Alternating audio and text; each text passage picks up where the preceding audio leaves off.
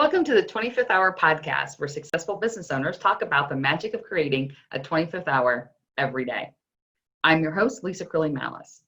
We've all been there. Your calendar's in great shape, your to-do list is done, you are totally in the zone. All the balls that you have in the air are being easily juggled. And then something changes. And all of a sudden, chaos reigns. This is the podcast that will help you learn to up-level your time management strategies so you can get back in control of your day and make an extra hour, your 25th hour, a reality every day. Today, my guest is Katie Mongelli. Katie is a CPA and founder and CEO of Monarch CPA Services, an accounting and tax consultancy dedicated to helping small businesses grow in revenues and in financial knowledge. Since 2005, Katie and her team have worked to guide small businesses towards financial peace of mind based on her values-based approach to accounting and tax work that involves prioritization, organization, and goal setting. Shocking that I am in love with Katie, and we just met. Her firm empowers clients with strategies to grow their businesses while bringing about clarity and financial literacy. Her greatest joy is being able to leverage her decades long knowledge of industry expertise and help business owners account for their success. Welcome, Katie. I am so glad you're here. Thank you for sharing your time today. I can't believe we met randomly through a person that I met randomly through NABO. Yes, I am so excited to be here. And I just love those little coincidences in life that bring us all together. I know. It's like, yay. And we were kindred spirits. Yes. I'm not going to tell anything that's a huge secret, but I'm an introvert and Katie's an introvert. So just going to throw that out there. So doing these types of interactions actually jazz us both up. So yay that we've connected. And so I would love to know your strategies around how you stay in control of your day and how you best use your time to build a successful business. Maybe by just giving up control of my day.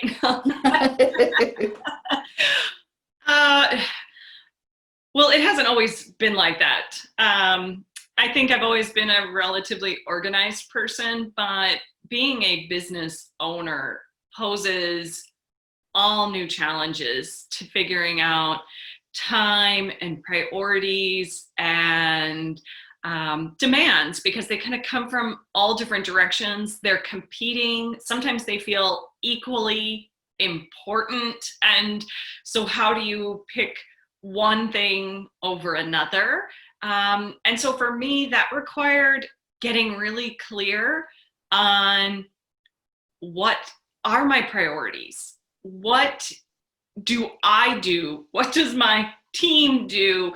Before I have a team, when am I being each of the roles of my team? And when I got really clear on those priorities and what was important and what I do and what I don't do, then I could move into figuring out what systems, what processes, what boundaries were needed and get a little bit more organized in my business. So how did you figure out your priorities? Because that is not easy, because like everything's happening so fast and everything's coming at you so fast.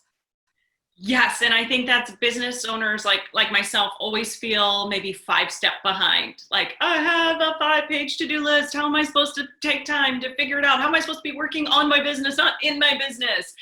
And I think that for some of us, we just figure out how to do it. For others, myself, you wait until your business slams you to the ground like a tsunami and feel like quitting the business that you started, and you finally just take time out because you can't continue on. So for me, that looked like almost exactly 3 years ago in the middle of tax season. I was frustrated, cranky, irritable. I was just burnt out and I didn't want to do it anymore. And I thought maybe I didn't want to be a CPA anymore. And I walked out of my business for 3 days and took some time to get clear. And it's really been a 3-year process.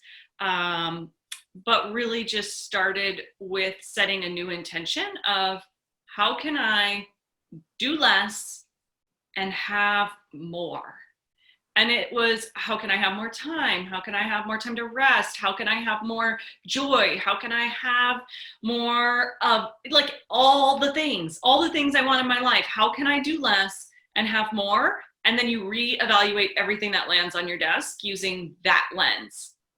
How can this get done while freeing me up to do other things? What other options exist? I love when you said, how can I do less and have more? The tagline on my website is very close to that. That's so funny. We keep having all these like overlaps. I know, right? Work less, accomplish more. What was one of the first things that you started to pull away from your to-do list and give to someone else's? I'm trying to think. I can't think of the first thing that I took off my to-do list. But I can tell you that the first thing that I did was take a lunch break. Ooh. And I hadn't taken a lunch break since I'd opened my business. It had been over 10 years since I'd taken a lunch break.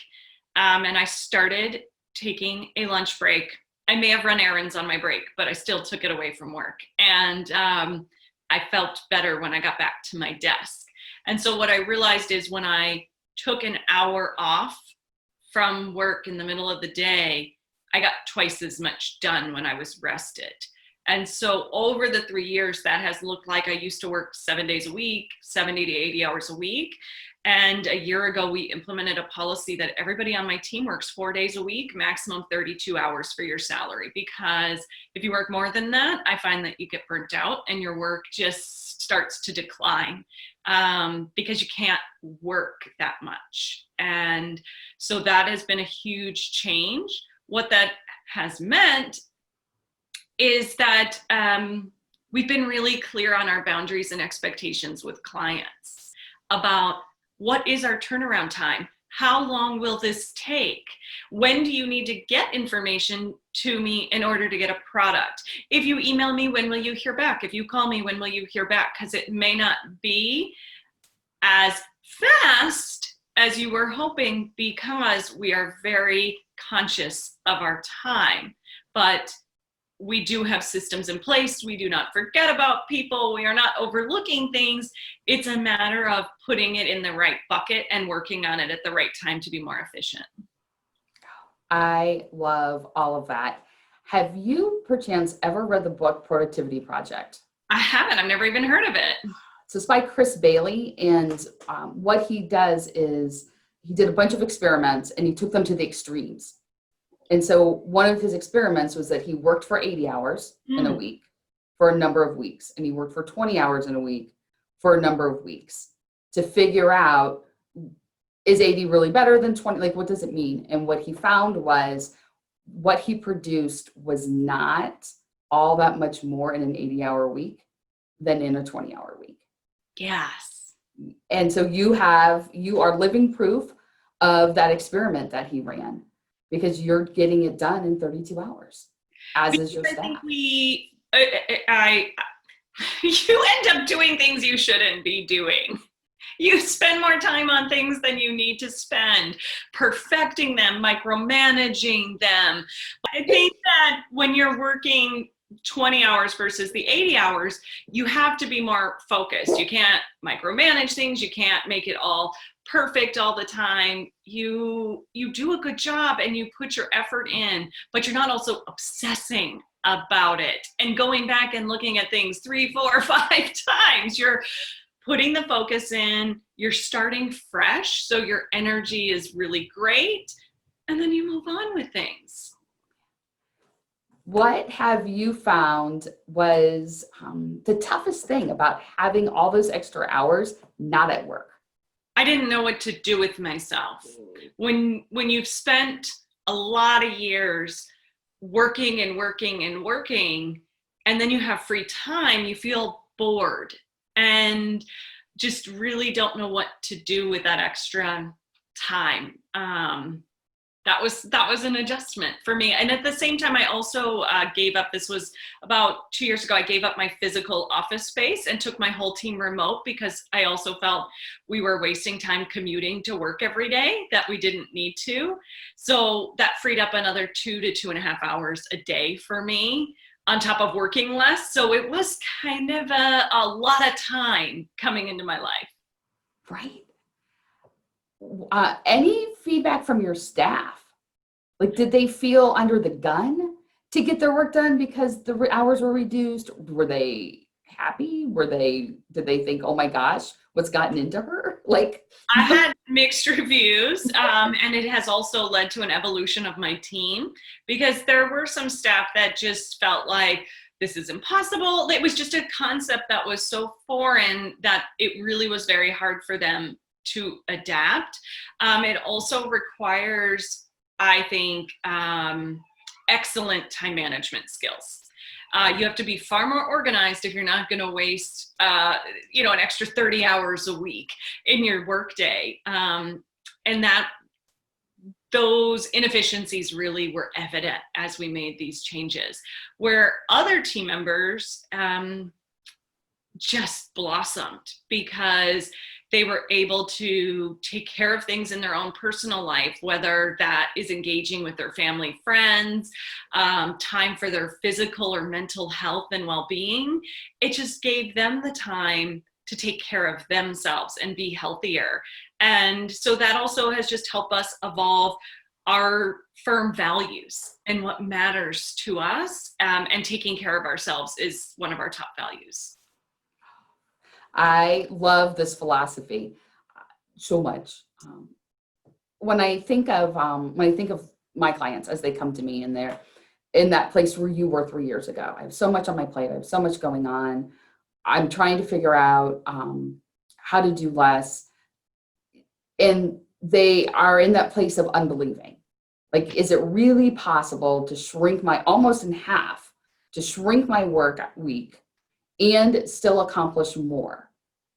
And here you are, living proof that yes, it is possible and it is enjoyable. Yes. Right. I was so resistant to this idea, even when I came up with it. Like, this is going to be the biggest failed experiment ever.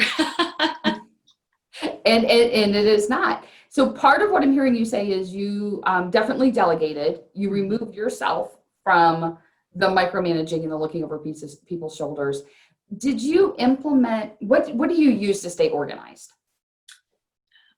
Well, I mean, we have different tools to stay organized. We have software that helps us with our workflow, so we know what's due and what we need to work on. But for me, I think the biggest strategies for getting organized were how I deal with my email and how I deal with meetings and how I make my to-do list every day.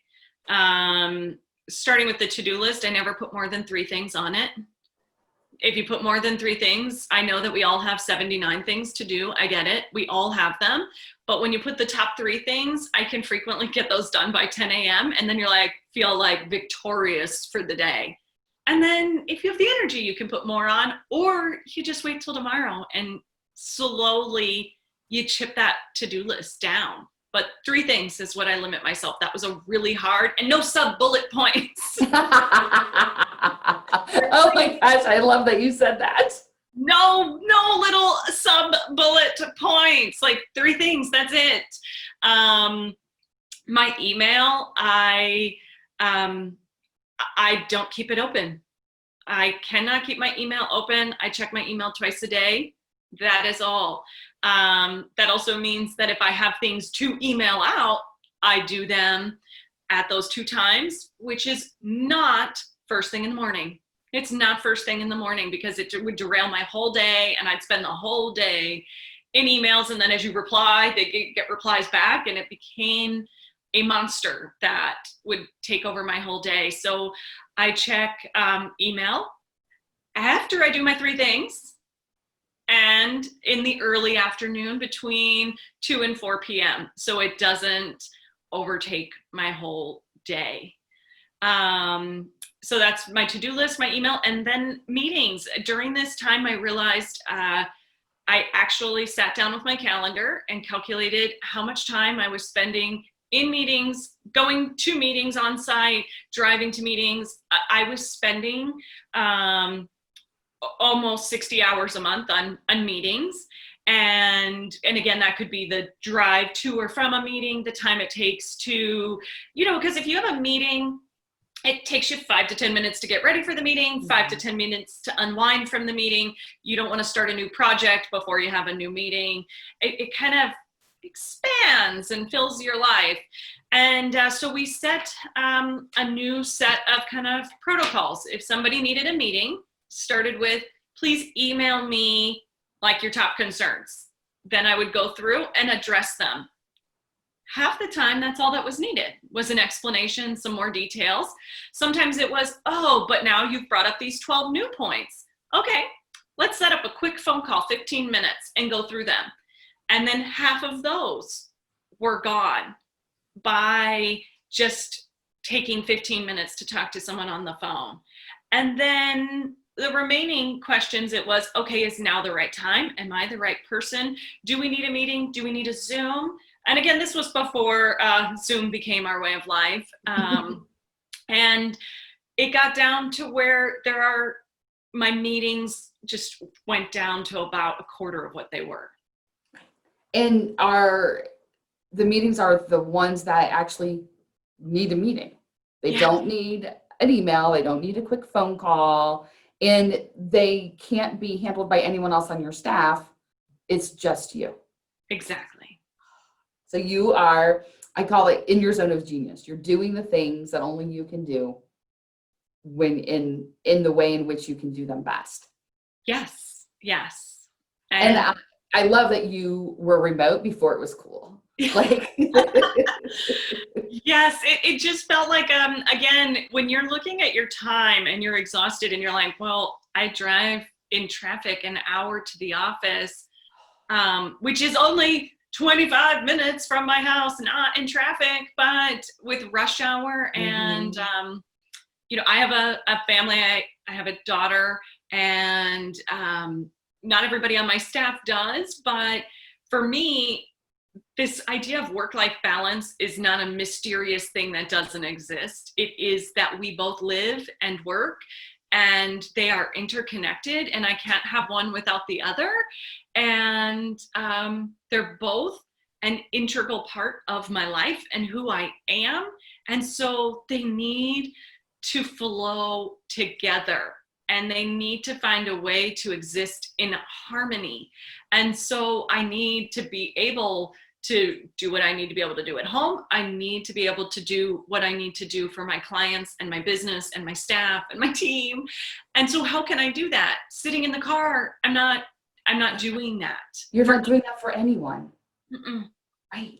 And while my staff may not have be at the same phase of life or have the same family demands, everybody has things they like to do in life. Everybody has a life, whether you're a parent with a small child or whether you are a couple or a single person or you have a dog or you run marathons and need time to train. It doesn't matter what your thing is. We all have things. And so when I look at what's important to me, then how can we gift this to everybody that works with me and give them the ability to enjoy their thing, to find their thing, to create their thing, and have space in their life that respects their humanity? Yes. I agree 1,000%. As you were sharing this, I was thinking about your team in relationship to meetings. So how do you support your team since they're working remotely? And is part of that having meetings? We have this fantasy idea of having meetings, and we've been thinking about having meetings for 3 years, and we don't have meetings. We don't have staff meetings. We don't have scheduled check-ins because I'm the one that just can never seem to commit that time and make that a priority. However, We've also found that I think it's because we're so efficient, we check in other ways. It's not like we're disconnected. We use Skype for Business as instant messenger throughout our day. So we have each other's windows open and chat in there nonstop. Because when we moved remotely, we really focused on technology, communications, things like our phone systems being interconnected and easy to use. And so we're able to just reach out to each other from anywhere and be in touch regularly. We've also had annual retreats where we take 3 to 4 days and come together as a team in one location and go through all of our systems and processes. What do you think your job is? What do I think your job is? What is the disconnect between these? This is what I think you should be doing all day. What are you actually doing all day? How did this creep up? How did it explode and grow in this way? And how can we work as a team to get more organized, to get more clear on what we do, to operate in a more connected fashion, and really discuss how we're working as a team. I love that. I wondered if you had standing meetings, or I was thinking not, when you had such tight constraints around your meetings. And so I thought, I think that's why they do. I feel like I should, but they don't really fit how we work. No, and it's funny that you say that, because many times my clients will say, well, I should do this. I'm a bad, fill in the blank. Yes. I'm a bad business owner because I don't blah, blah, blah. Right. Or, and I always say, it's not about should, it's about your strengths, your beliefs, and what works to support those. And so for you, the end goal, the big picture end goal is your team is supported. Everyone's moving in the right direction. They all have what they need to be successful. Yes, and I think that, and I like to think that my team feels that our communication is very open, that they can come to me and tell me, look, this is what's happening for me in this work situation that I'm struggling with and I need support. Or this is what is going on in this personal situation that is showing up in my life and I need support in order to be able to deal with that and to deal with my work. That's really the level of support I aim to give my team, and feel like it's happening when they do consistently come to me and share what their challenges are, both personally and professionally. Because I just remember before having my own business, when you felt like you're expected to leave stuff at the door, but life doesn't really work like that. Right? It's not this magic door. It's just a regular door. You just had an argument at home, or you're having some type of struggle at home, and then you're supposed to leave it at the door. What? How did you cross over and you're no longer stressed or worried or frustrated or emotional? How did that happen? Right. Oh, I totally agree. Switching gears a little bit, talk about your clients. We know you're a CPA from your bio. Yes. We know that you have worked with all types of individuals. Tell us a little bit more about the work that you do and the clients you serve. Okay, so we work with what I would call small businesses, which is more, rather than a revenue number or a specific metric, is generally a closely held business. So we're working directly with the business owner, not, a mega corporation with boards of directors and layers of management, but we typically work with business owners who have started a business. Most of our clients are in a service industry of some type, and they have varying levels of accounting knowledge. Some are like, I set up my QuickBooks and I've been keeping track of my numbers and I'm just wondering if this is accurate. Some are like, hi, I opened a business. What do I do? And so our goal is to guide them from, wherever they are, to help them understand their numbers. So we don't keep track of numbers just so we can put them on tax forms at the end of the year. Yes, that is an important part of accounting, and why you need a CPA is because when you have your business, you need those numbers on the tax form.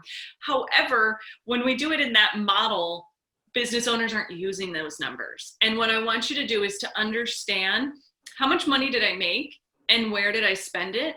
And how does that impact my taxes? What decisions change what is on my taxes? And for me, in addition to moving our office remote for time management, it was because of that exact process. I looked at our numbers and said our overhead costs are this percentage. If we move remote, these are where the numbers will change. Some costs will go up, some costs will go down. And those net savings are also a financial efficiency for our profitability. And it will keep us healthy, and it will allow us to better serve our customers at better prices. And so that is the power of understanding how your numbers work in making decisions. I also have clients who are like, I don't know, I just thought this was the hourly rate I should charge on the contract. Okay, there's an actual formula that we can use to look at whether or not your rates are both competitive and profitable, and not just kind of throw a dart in the dark and hope that it hits a good spot. And so we like to form that partnership with our clients to educate them, inform them, and support them in running both an efficient and profitable business. And who are your favorite type of clients to work with?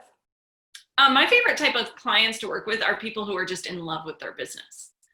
Because I feel like in the 15 years I've been in business, I've been a veterinarian, I've been an IT professional, I've been, a chiropractor, because I get an insight into what it is you do, and I love hearing about it. It keeps my job interesting when I hear what my clients do and learn about all of these businesses that exist and support one another, almost like a little ecosystem. So that's exciting for me. Again, a similarity between us. Yes. I always say I work with busy business owners who love what they do. Yes. And there's that piece in there. If you're not in love with your business, and not that you have to be in love with it every single day, because there are days where it's not the most awesomest. But if you love what you do, then you are motivated to be able to do what you do better and serve more people. Exactly. And I think that if you're excited, you can weather those challenges. You get a little bit more creative. You have a little bit more investment in weathering the ups and downs of your business and showing up in new ways, evolving. I think this pandemic that we're recording during is also challenging business owners to show up in new ways. And those that are up to the challenge will change their business line, change the way they relay services, change the way they interact with their team. They'll find new and inventive ways. They may not all work, but they'll take those risks, try new things. But people who are tired, burnt out, have a little harder time showing up to those challenges. Right, absolutely. So we've looked at people you love to work with. We looked at how well you've organized. So I want to get to the title of the podcast, which is the 25th hour. So if you created that extra hour every day, which you've created about 28 hours now in a week. A lot of hours. Right? It's a lot of hours. What do you like to do with that extra time? Like, what do you like to do with that 25th hour? So for me, I was hitting a milestone birthday, and when I originally went to college, I was either going to study to be an accountant, or I was going to study creative writing. I went with accounting and don't regret it, but still had this desire, and so I wrote a book and had that published, and I am currently probably 2/3 of the way through my second book, which was just selected as a finalist in a writing competition, a national writing competition. So in a couple months, I will know if it was selected as the winner. Oh, that's amazing. So where can we find your book? It's on Amazon, and I'm sure we can put the link in the Yes. notes. But you can also search by my first and last name, Katie Mongelli, and it'll come up. For any of you who've ever watched the Hallmark channel, the first one has a little bit of that kind of feel towards it. The second one I would call like women's fiction story. Okay. The Hallmark channel is my second favorite channel. in case you're wondering. So I'm totally going to get that book today. Oh, enjoy it. I can't wait to hear. Yes. Oh, I'm super excited. And where can people get a hold of you? So I spend time on Facebook. You can search me by my first and last name. You can feel free to message me there. You can follow my business page, Monarch CPA Services as well, but I accept both personal and business invitations. Got it. So Katie, can you work with clients across the US, or are you constricted by a geographic location? No, a CPA license is a national license. And just because of the experience I have, my background in tax and accounting, as well as my 20 years of experience, I have worked with clients in almost every single state. So a lot of clients have moved or referred me to friends and family or associates in other states. And we have clients all over the country and outside of the country as well.